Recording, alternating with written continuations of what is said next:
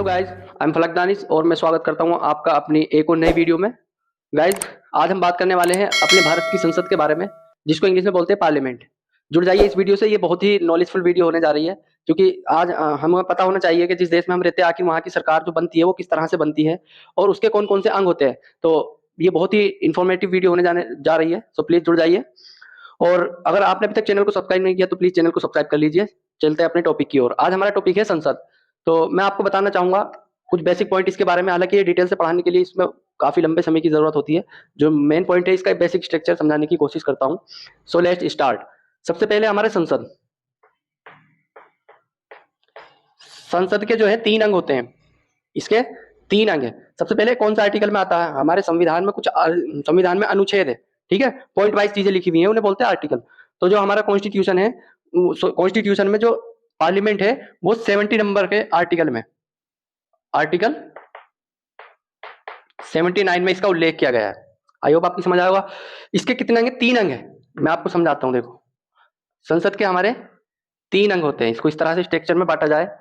First is Lok Sabha,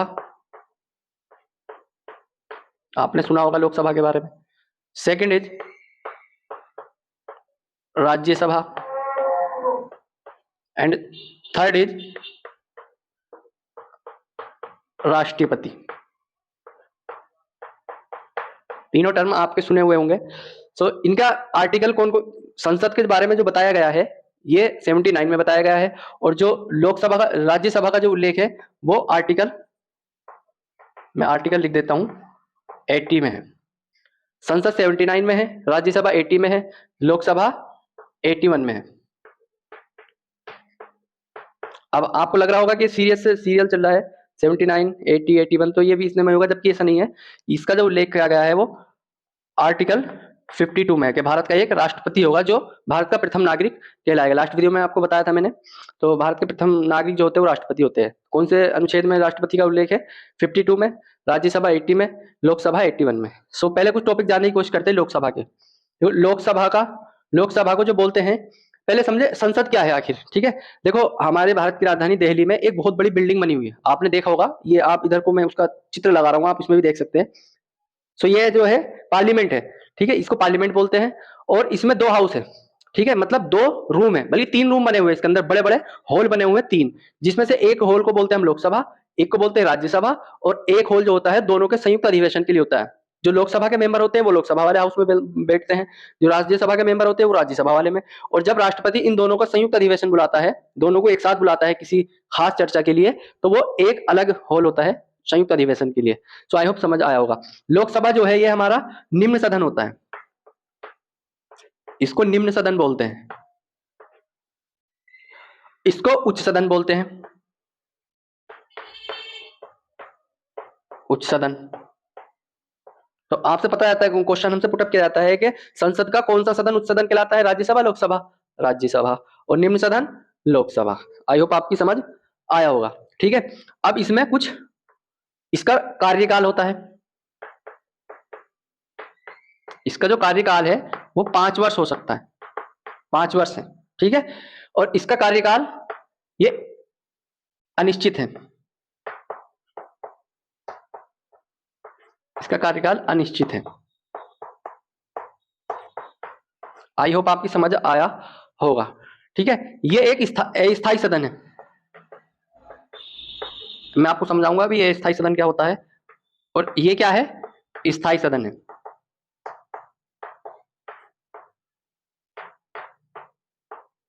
देखो, इस अस्थायी सदन क्या होता है कि इसको भंग किया जा सकता है। इसका कार्यकाल 5 वर्ष होता है, लेकिन अगर हमारी पूर्ण बहुमत नहीं रही किसी पार्टी के पास, तो उस कंडीशन में इसका विघटन हो सकता है, ठीक है। तो इसलिए इसको बोलते हैं अस्थायी सदन, जबकि इसमें ऐसा नहीं है, इसको भंग नहीं किया जा सकता, ठीक है। इसके सदस्य का जो कार्यकाल है 5 वर्ष है। सदस्य का कार्यकाल 5 वर्ष, और इसके सदस्य का कार्यकाल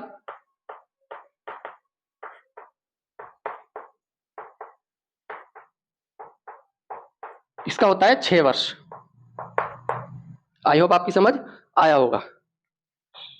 इसका जो मतदान होता है, जो इसका मतदान होता है, जो इलेक्शन होते हैं, वो कौन करती है? जनता करती है। यह इसका होता है, इसे बोलते हैं हम प्रत्यक्ष रूप से, डायरेक्टली पब्लिक करती है इसके जो सदस्य होते हैं। और जो इसका जो मतदान होता है वो अप्रत्यक्ष रूप से होता है। अप्रत्यक्ष रूप से मतलब जनता नहीं करती इसका चुनाव, कौन करते हैं वो आपको अगले टॉपिक में बताएंगे, ठीक है। आई होप के समझ में आया होगा।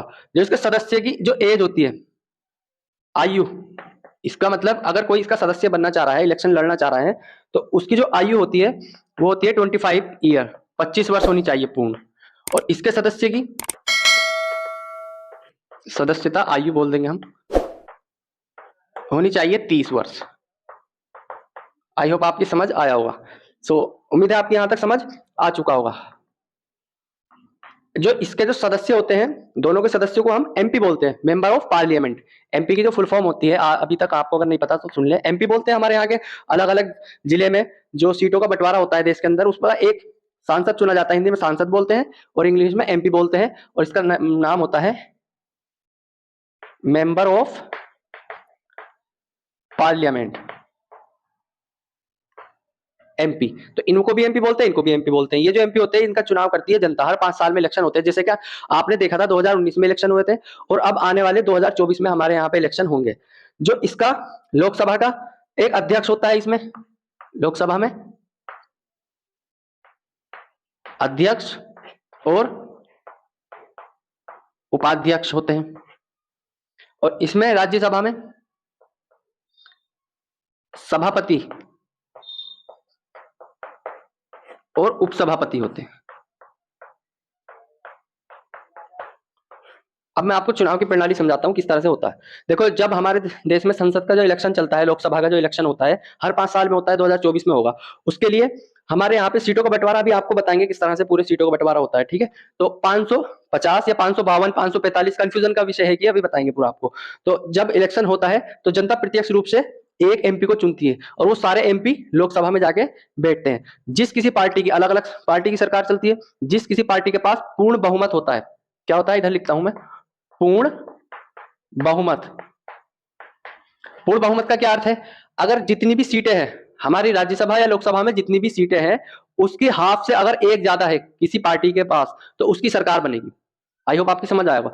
मान लो ये मिसाल के तौर पे, अगर किसी भी हाउस में हमारी 100 सीट्स हैं, 100 सीटें हैं, तो 100 का आधा करेंगे 50, और 50 में कोई एक जोड़ देंगे 51। तो जो भी पार्टी 51 सीट लेके आएगी, मतलब जिसके 51 सदस्य जीते हुए आएंगे, उस की ही सरकार मानी जाएगी। आई होप आपकी समझ में आएगा। तो हमारी जो बीजेपी की सरकार जो अब चल रही है, ये पूर्ण बहुमत की सरकार है, कि इन्होंने किसी और पार्टी से विलय नहीं किया। इंडिया में और भी संगठन है, लेकिन इनकी अपनी सरकार है बीजेपी की, ठीक है। आई होप आपकी समझ आया होगा। इसमें अभी मैं इसको रफ करता हूं, आगे आपको समझाने की कोशिश करता हूं सीटों का बंटवारा।